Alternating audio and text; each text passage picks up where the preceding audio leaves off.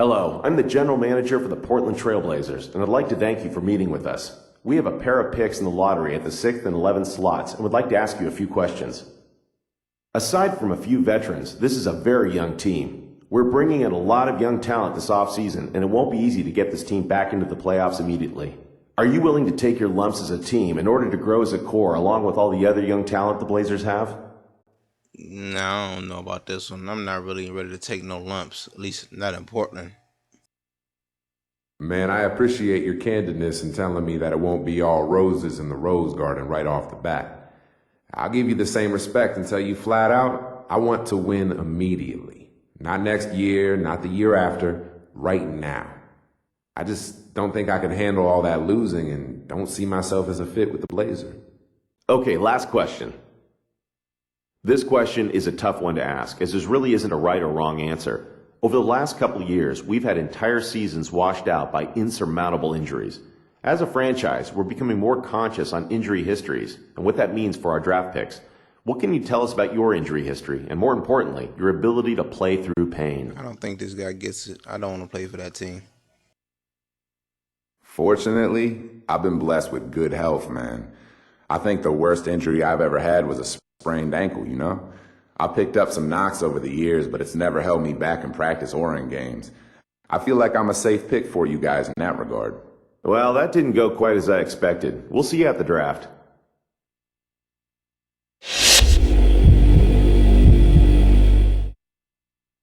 Good performance tonight out there. As the GM of the Cleveland Cavaliers, I'd like to thank you for taking a moment to answer some questions for us. We have the 4th overall pick, as well as the 24th overall, and are considering using one of those selections on you. I really think the first piece to getting the Cavs franchise back on track is to find and develop our backcourt of the future. We think we have a great floor leader with Kyrie Irving coming to us last year. We think you have the talents to be a great player in the NBA, though, and are looking to take the best talent available regardless of position. How do you think your skills match up with Kyrie's if you were to join him in our backcourt? Shit, I think we would be the shit, man. Damn, I get to go home, get drafted by the team I love. Oh, man, I got to make this good. Man, you know, I actually got to know Kyrie a bit when we were both playing in youth tournaments, man. And he's one of the people I respect the most in the league. I think I'd be an excellent player to pair up with him in the backcourt. When you have a leader like Kyrie, it makes playing with him real easy. And I can tell that the Cavs are a team on the upswing.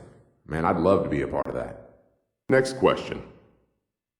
As a younger team, I feel like we have a lot of opportunities for you. I'm here to tell you that you have a chance to be our franchise centerpiece if you put in the work.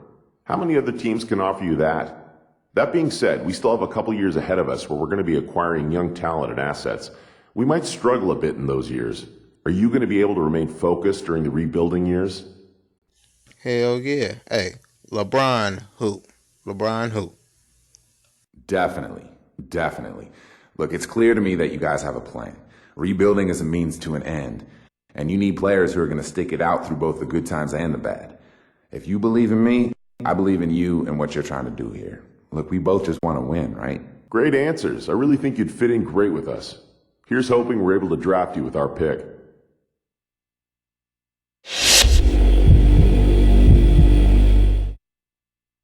Good game out there tonight, son. I'm the GM of the Raptors, and I must say I was impressed with your performance. We have the 8th pick of the draft and are looking for someone to be the face of our franchise. We'd like to ask you a couple questions and get a feel of how well you'd fit in with us. We feel like we have a great young core in Bargnani and now Valanciunas coming over from Europe. We might not turn things around immediately, but if we can add another great young talent, we'll be a team to contend with in a short time. Are you willing to be part of a developing process for a few seasons, even if that means losing your fair share of games?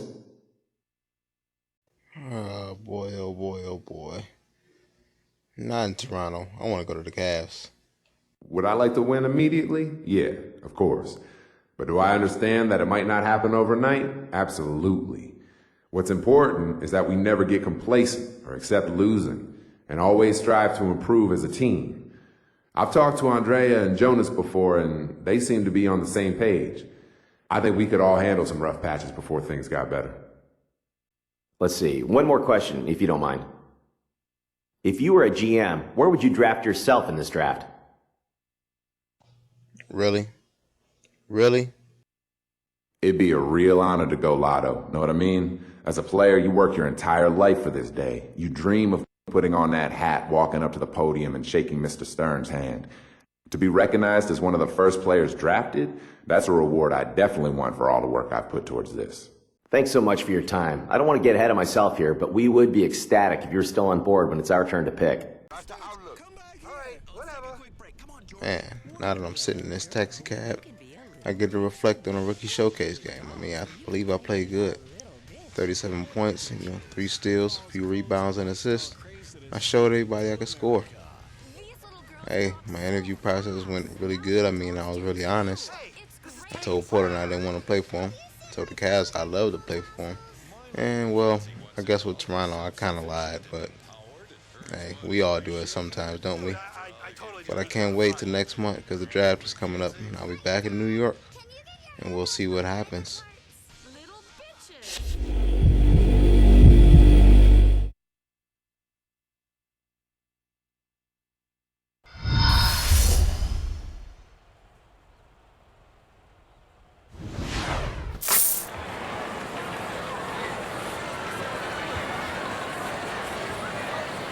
Good evening and welcome to the 2012 NBA Draft. For 60 of the world's most talented and dedicated young players, tonight marks the culmination of years of hard work as their dream of playing in the NBA moves closer to reality. To all of the fans watching around the world and to those here with us tonight, thank you for joining us. And now to the task at hand. With the first pick in the 2012 NBA Draft, the New Orleans Hornets select Anthony Davis from the University of Kentucky. With the second pick in the 2012 NBA Draft, the Charlotte Bobcats select Michael Kidd Gilchrist from the University of Kentucky. With the third pick in the 2012 NBA Draft, the Washington Wizards select Bradley Beal from the University of Florida. With the fourth pick in the 2012 NBA Draft, the Cleveland Cavaliers select Angelo Wallace from Cleveland State University. All I do is shine, all I do is ball, all I do is shine, all I do is ball. Still ballin', ballin', ballin', ballin', ballin', ballin', ballin'. All I do is shine, all I do is ball, all I do is shine.